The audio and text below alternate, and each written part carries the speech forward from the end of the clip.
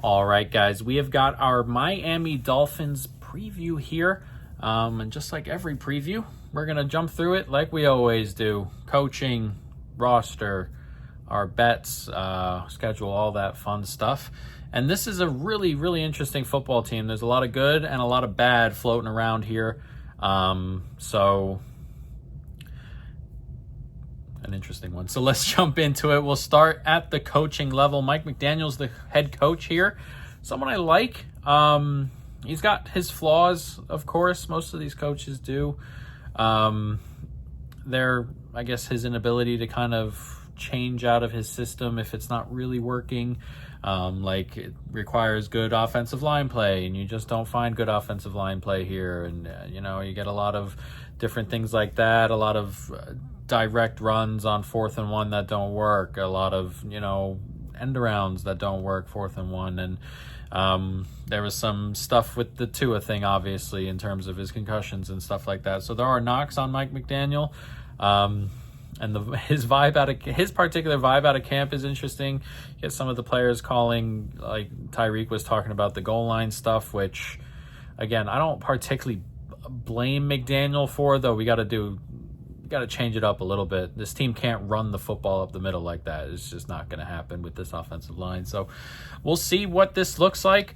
There's a world where, we'll talk about this throughout the preview, but there's a world where he's first coach fired, and there's a world where he welcomes it by the way he speaks, and then there's a world where he's like coach of the year and they win 10 games if they're fully healthy and stuff. So it's a very, very interesting situation. And again, I really like Mike McDaniel, and sometime maybe his time's come here in Miami. It's been a weird kind of ride, but again, they're middle of the pack coach. Defensive coordinator Anthony Weaver, his second year.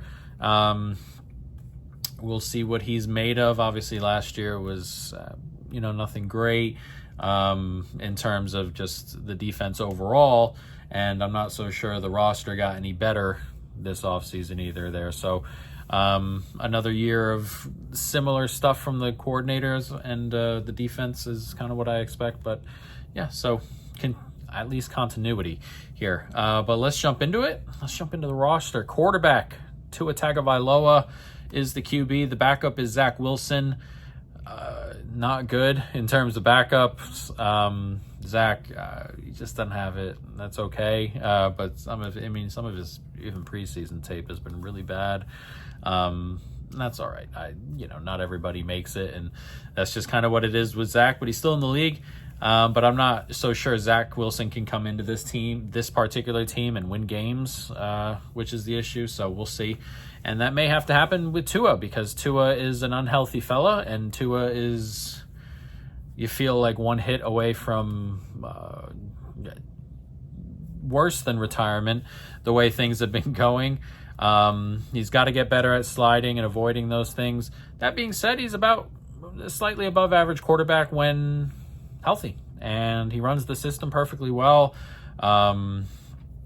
He throws good floated balls, which is good for the wide receiver room that they have here. So it's he's an interesting guy, and again, fully healthy, he can run this system no problem and be a above average quarterback. I have no doubt about that. Again, staying healthy, not taking hits to the head behind this offensive line may be an issue, but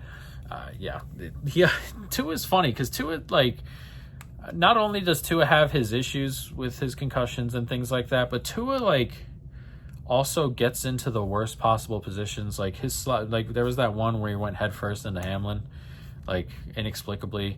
But also, when he gets tackled, he hits his head directly on the floor more than anybody I've ever seen, it feels like, too, which is super weird. But hopefully, again, I imagine they take classes and things on how to fall and stuff like that for him. So we'll see going forward. But again, above average guy when healthy.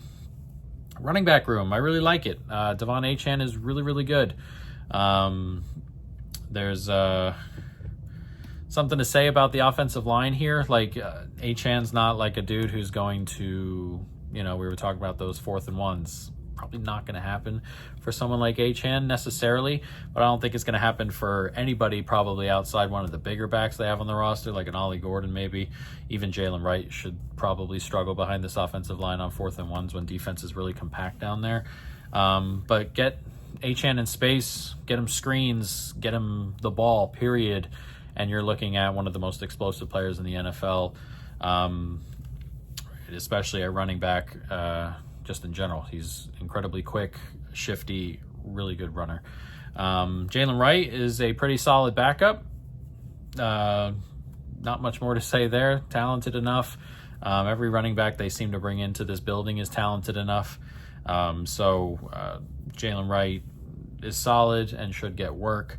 Ollie Gordon, rookie, someone who was highly touted a couple years ago, came out this year and came out the 6th round, but has had a good camp, good preseason it seems, so may get himself a couple snaps here and there. And again, if you're finding an injury, like Achane was injured a bit last year, like the injuries are never ending on this team. If one of them goes down, Gordon should get some run. So again, I really like the running back room, really like Achane, and the two on the back. The two backups are really solid. So a really, really good room. Wide receiver room, another really good room, assuming people are healthy. We can say that everywhere. Tyreek Hill, I think he still has it. I know he spent a lot of last year hurt, and he regressed a little bit, obviously, but he's still got that speed. He has to, hopefully his wrist is better. He dealt with the wrist thing last year. But as long as he's got speed and he's not dropping balls, which I think gets a little bit better this year, he's still one of the best receivers in the NFL for me. Jalen Waddle, another one who spent a lot of last year hurt, though he played through a lot of it, but it was very noticeable that he was hurt. And again, another wide receiver who's quick, really talented, should he stay on the field. So again, I really like the wide receivers here. The top two in particular are really, really good. You're looking at a 1 and another, like I'm pretty confident Waddle can go somewhere else and be a comfy 1. But again, just got to stay healthy. Got to stay healthy. They bring in Westbrook-Ikine, who, that's a solid 3. He's a solid in, I think he was from Tennessee. Solid there, a solid player. It's a good 3. And then it kind of falls apart a little bit. Malik Washington's okay. D. Eskridge has never really hit the ground. Again, health. That we're going to say it a bunch, but the depth for a lot of these things where the health is a problem, wide receiver, quarterback, there's not a lot behind it. Like, there's a world where Tua gets hurt and Tyreek pulls a hamstring, and then you're looking at Zach Wilson at quarterback and your number 3 wide receiver being Malik Washington or D. Eskridge, and your 2 being Westbrook-Ikine. It's like, it's a pretty significant jump down with the injuries here, so we'll see. Tight end, not good. Darren Waller is here now. They traded actual draft capital for Darren Waller. Julian Hill, the other guy, after they moved Jonnu Smith. I didn't have a problem moving Jonnu Smith. They don't really use tight ends as much here in this scheme, so I didn't have a problem moving on from Jonnu Smith or anything like that. Did have a problem trading assets for Waller, who's been retired for a bit and who's injured all the time. He's injured right now as we're making this video. So I really hated this move. I would have preferred just picking up someone off the waiver wire who'd played snaps last year. Not the waiver wire, they're just picking up someone in free agency or whoever's just floating around out there on their couch and not moving assets for someone like Waller. But whatever. If Waller gets somewhat back to what he was, maybe. Again, I don't expect a ton out of him, not even if he's fully healthy and fully ready to roll, because they just don't use tight end very much. So not expecting a ton out of this room. And potentially there's a lower, the ceiling's really, really low, and the floor is potentially really, really low here if Darren Waller never really gets healthy. Offensive line, not good. This is a big issue.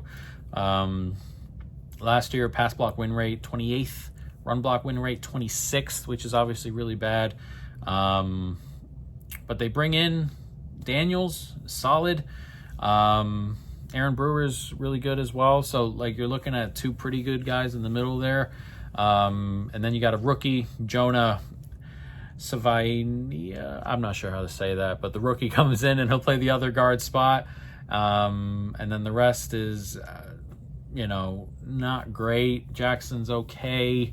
Patrick Paul last year was genuinely really, really bad. Eichenberg is like the swing, never really hit. So not good, potentially not good. If you can get some like decent play out of the right tackle and the rookie, like you're looking at 4 spots that are like solid at least. Again, left tackle is going to be an issue, but it's potentially not good. Like we're talking like a ceiling of like average and like a floor of like bottom, like genuinely here. So it's not good, and that's obviously potentially really bad for one, a team that wants to run the ball quite a bit, and two, a quarterback who's one concussion away from disappearing altogether. So it's a problem. It's going to be a problem all year. You're hoping you just get some outlier upward performances out of some of these guys, and that's pretty much it. So we'll see. Not in love with that room, of course. And then we move to the defense, which is kind of interesting. Defensive line, pretty solid when healthy. The inevitable caveat there. Jalen Phillips is really good when healthy. Missed some time last year. Bradley Chubb is pretty good when healthy. Missed all of last year. And I'm not sure what Bradley Chubb ends up coming back as. Chop Robinson was really solid in his first year last year. Ended up being a good draft pick, it looks like, and he was healthy, so which is a pretty big positive. I expect quite a lot of snaps out of Chop this year, and hopefully, if he takes another step, you're looking at a really good pass rusher here. The interior, Seiler's really good, borderline top 10 D tackle last year. The other spot, not so much. Jones or Grant or Phillips or who knows who gets put in there. But regardless of who gets put in there, I know it's not a good player in there. So you're getting 3 spots potentially that are good on the D line, and a D tackle spot that you're hoping to find somebody who can come in and be solid. But there is talent here. Again, comes with the injury caveat, and hopefully Chop can take a step. So there's a potential here to have a really, really good D-line. Genuine potential to have a genuinely good defensive line. Genuine potential that Chop and Seiler are the only players playing all season that have any talent is also a potential there. So we'll see. Linebacker, about average. Last year, Brooks broke out a bit and had a solid year. Dodson was also solid. Their biggest problem at linebacker is that they're like flip-flopped and like being bad at the other thing. Like Brooks, really great in the run stop, just absolutely fantastic, can't cover. Dodson, just an excellent coverage guy, can't stop the run. So it's like this weird dichotomy there, and they're just against each other. And in terms of down to down, you never really know what you're going to get. If it becomes 2 coverage stuff, you're targeting, if you're going over the middle, you're targeting Brooks. If you're run stopping, you're targeting the other side. Like it's one of those situations there where regardless that they're pretty good together, there's a target probably no matter what kind of play you're running, which is a bit of an issue. So they're solid linebackers with weaknesses, and that's just how it goes here. Willie Gay, KJ Britt, our backups, haven't been good in a bit, but veterans can do worse as backups there. So interesting group for sure. And secondary, this is where things get a little bit funky. It's not good. They moved Jalen Ramsey, bring in Minkah Fitzpatrick. That felt like that they were just trying to move Ramsey, and Ramsey was always going to be traded. They bring in Minkah Fitzpatrick, bring him back. He's probably the best player in the secondary right away, and Minkah's solid, but I'm not so sure Minkah is like a top 5 guy anymore. Davis, the other safety, is pretty solid, nothing particularly great. Melifonwu, back up there, they just bought in, hasn't been good really so far, so kind of thin there. And then corner is where things really fall apart. You get Mike Hilton, who's solid inside, top 32 kind of guy in there. The rest of it on the outside is really bad. You had Kohu, who was like their best boundary corner, and he was bad, like genuinely bad last year. 2 years ago, he was solid. Last year, really bad. And then the rest is really bad. Sheffield, really bad. Bonner, really bad. Jack Jones, really bad despite the name there.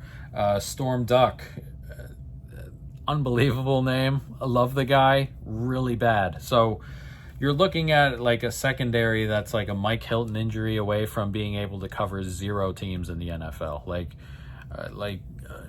And if you're playing Mike Hilton inside and you're getting decent wide receivers on the outside, there's just no help. I fear that the secondary may just straight up torpedo this defense, which is a humongous worry. You get a team with a good offensive line going up against this defense. I'm not so sure what you're going to do. Playing the Baltimores, the Buffaloes, I'm just not sure. Tampa Bay's on the schedule. Who else is on the schedule? Atlanta has a good line.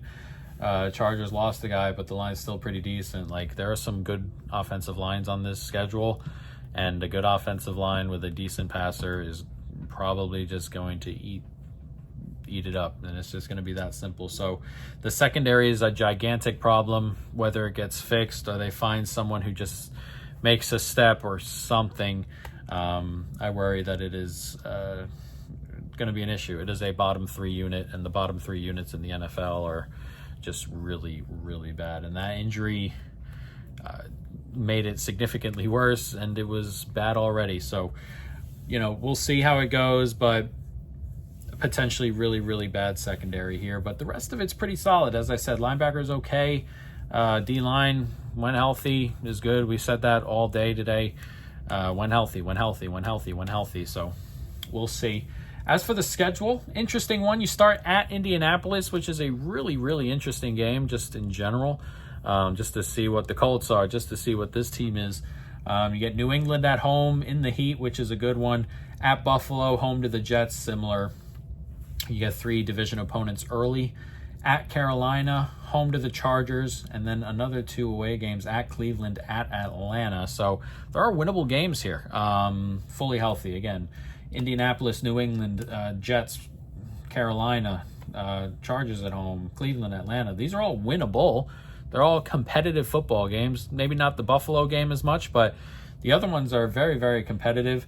And then you get a really tough run here. You get Baltimore, Buffalo, both at home at least, and then you're going overseas to play a Washington team that offense is very much reinvigorated after they drafted Dalen Daniels. Then you get the bye. New Orleans out of the gate, winnable.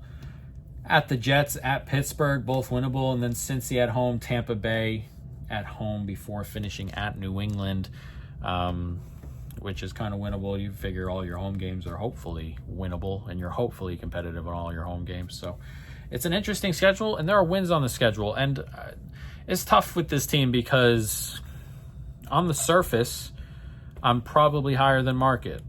On the regular 22 that go out there on the field, or the 40 or however many in a regular game-to-game basis, probably higher than market on Miami.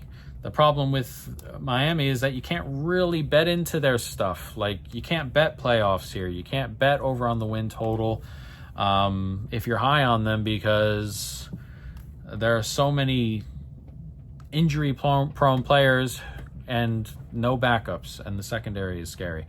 But Tyreek Hill can get hurt. He's been hurt before. Jalen Waddle can get hurt. He's been hurt before. Tua can get hurt before. Chubb, Jalen Phillips, Darren Waller, everybody are good, can get hurt really comfortably. They all have a history of that stuff. So betting positively into the futures market with Miami is kind of tough, and you kind of just want to stay away from, in my opinion, you want to stay away from the even money stuff, and you kind of want to do the tail stuff with Miami, either tail to the over or tail to the under. I didn't bet it, and I don't have a book that has it, but Mike McDaniel will be the first coach fired. Is probably not a bad look if this goes south quick. Again, you have some tough-ish kind of games, like at Indianapolis is not easy, at Buffalo, and then 2 more division games there. You come out 1-3, and then you go to Carolina and get beat. Like, that a good spot to drop it. The vibes in camp in general are not great, so we'll see. There's also tails to the good. You want like all overs if you think they're going to be healthy all year, that kind of stuff, and that's kind of what we did with our bet. Tua Tagovailoa 30+ pass touchdowns at plus 230. That is a $1.75 bet. Tua is a player who's, again, good when healthy, and he can run the system comfortably. And their inability to run for first downs or goal line situations on 4th and 1 is a boon here, because they're probably just going to have to throw it more often than not. And if they're by the goal line, those are touchdown passes, if you know, on completions and stuff. So we're betting on Tua being healthy. We're betting on the offensive line not really getting it together here. Both two things I think can happen. And we're getting a plus 230 number. So we're going to take a little bit of a shot there on Tua touchdowns. He's been to 29 before. Again, it's possible. And there are defenses on this schedule that they can have a go at. They have New Orleans at home. Washington is a defense they can really go at. Cincinnati's a defense you can go at. Tampa Bay is a defense you can go at. Carolina, you got a couple in division. Indianapolis, we'll see. Cleveland, Atlanta. There are defenses you can really have a go at. So I think there are points to be had here. But again, we're taking a shot at the upside of Tua being healthy. So hopefully that gets over the line, guys. But those are the Miami Dolphins, and an interesting year coming for them.